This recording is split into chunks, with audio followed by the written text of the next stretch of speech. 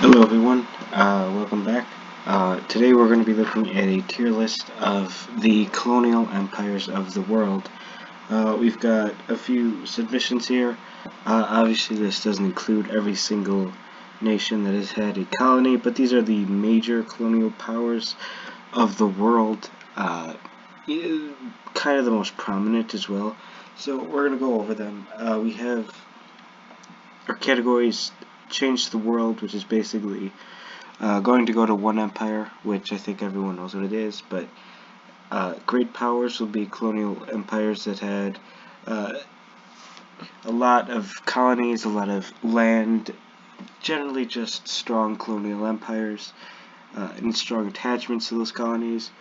Powerful were like colonial empires that were pretty well, but they didn't either have colonies for very long or they didn't have that many colonies. Weak is just, okay, you had a colony for a little bit, but it wasn't great, and you didn't really do well. And then trash is just, you are a terrible colonial empire, I have no idea why you're on this list. So, obviously, we'll go in order, as seen here, with France. Now, the French colonial empire, I'll pull up here, it actually spanned pretty far. A lot of this was Saharan Africa, especially in the west, but you have to keep in mind that they did have a lot of American lands, especially Quebec, Louisiana. That didn't stay for very long, but it was still there, and it still plays, especially with Quebec, it still plays a role in modern history. They had Syria, they had Djibouti, they had Madagascar, French Guyana, which they still have, French Indochina. A lot of these colonies they held on to for a while, not so much their North American ones, but no one really had colonies there for a while except for Britain. But for the most part, France had a pretty decent colonial empire. If you would consider Corsica a colony, which I don't, but they've held on to that for a while, if you want to consider it a colony. But yeah, they don't get change the world because they just didn't have, if you look at a map like this, it's kind of underwhelming, but they did pretty well. Next up is Italy. Oh boy. Italy was arguably one of the worst colonial empires. It, it just, okay. They held Libya, Ethiopia, a little bit of Somalia. That's really it.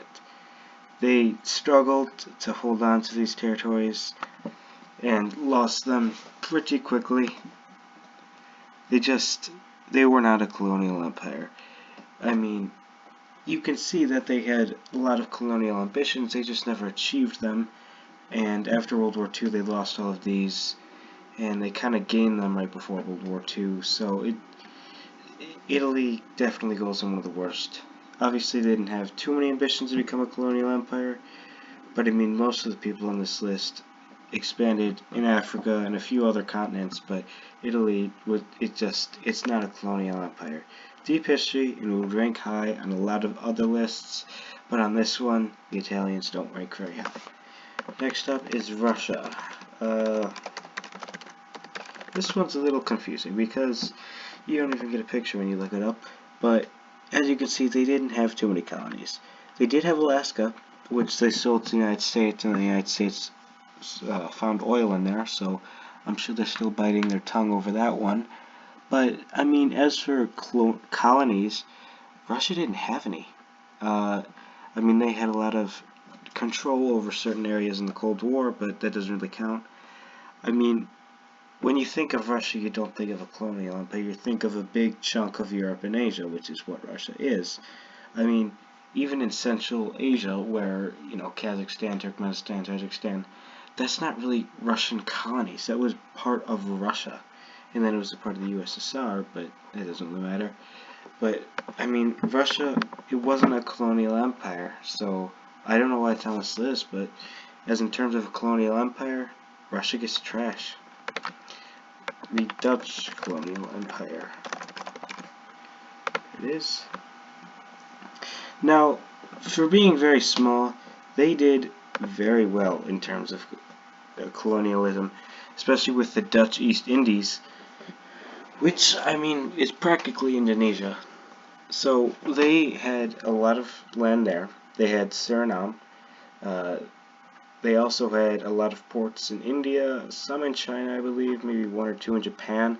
They did have a lot of ports. You have to remember that. They had some lands in the Caribbean, briefly for Africa and South America. That didn't really last long, and again, briefly for North America. They did have a lot of brief colonies, but they did hold on to the East Indies a while. They did have a lot of ports in India and China. And you know what? The Dutch, in terms of colonial empire, with having this little sliver of European land, they did pretty well with it. So that's why they're going in powerful.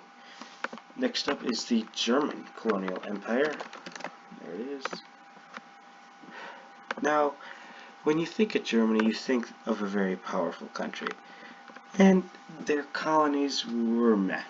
They had Cameroon, Tanzania, Namibia, northern Papua, and a few Pacific islands. They had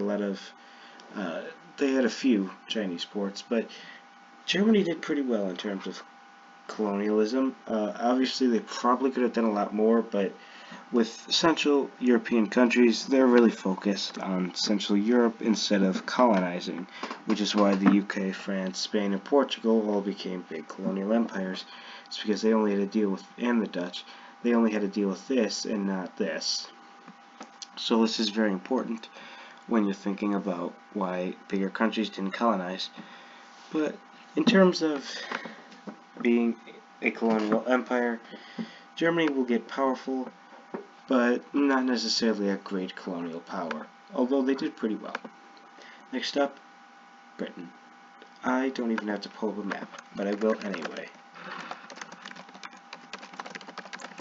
This is the best colonial empire in the world. They owned 1/3 of the land at one point. From Canada to the Caribbean to Guyana to South Africa to the Nile to other Eastern African colonies and Western African colonies to British Raj, which was huge and they held on to for a while, to having lots of colonies on the Arabian coast, or the Arabian Gulf, my apologies, to having Papua, Australia, New Zealand. They had Hong Kong. They had ports everywhere. They also had Malaysia. I don't even need to tell you all of it. Britain changed the world. And I'll tell you how. A lot of these countries got independence shortly after World War II. Obviously, America got its independence way sooner because America is just like that. But all of these countries are pretty influential now, especially with India. You have, when Britain started losing all these colonies, a lot happened. India became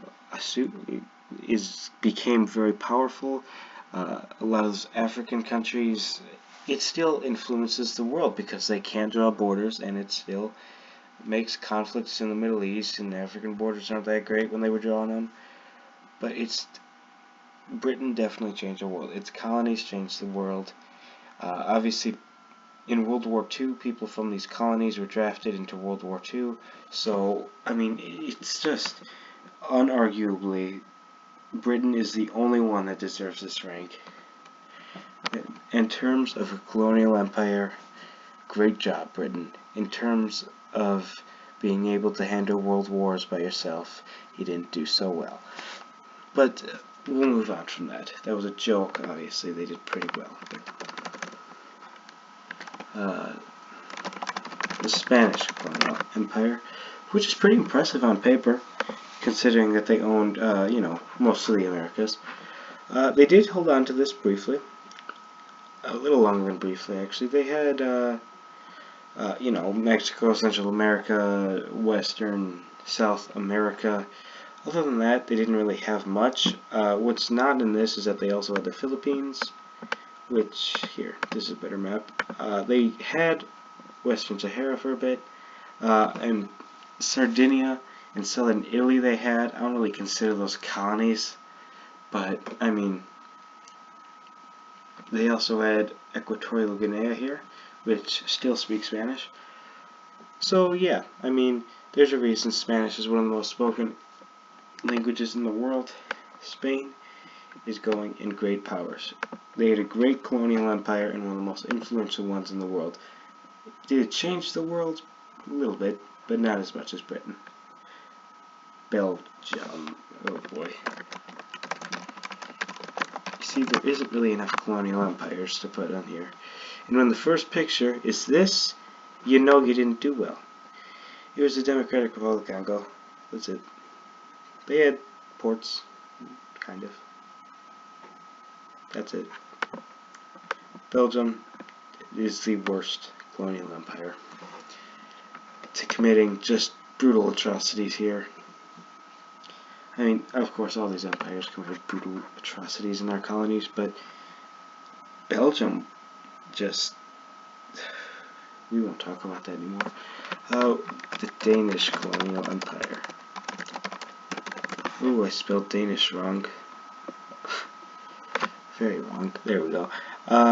So, when thinking about Denmark, that's alternative. But you don't... they did pretty well. They had a lot of ports. Greenland, Iceland, Faroe, Norway. They still control Greenland, which is pretty good. Honestly, they get powerful. They had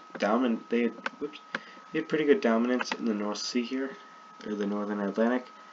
So yeah, they did pretty well for themselves. These are one of the empires that doesn't really focus when colonizing. Most empires will go out to other parts of the world, but Denmark really focused on its surroundings, which is a different approach to colonizing, but it certainly worked for them. Good job, Denmark. Portugal.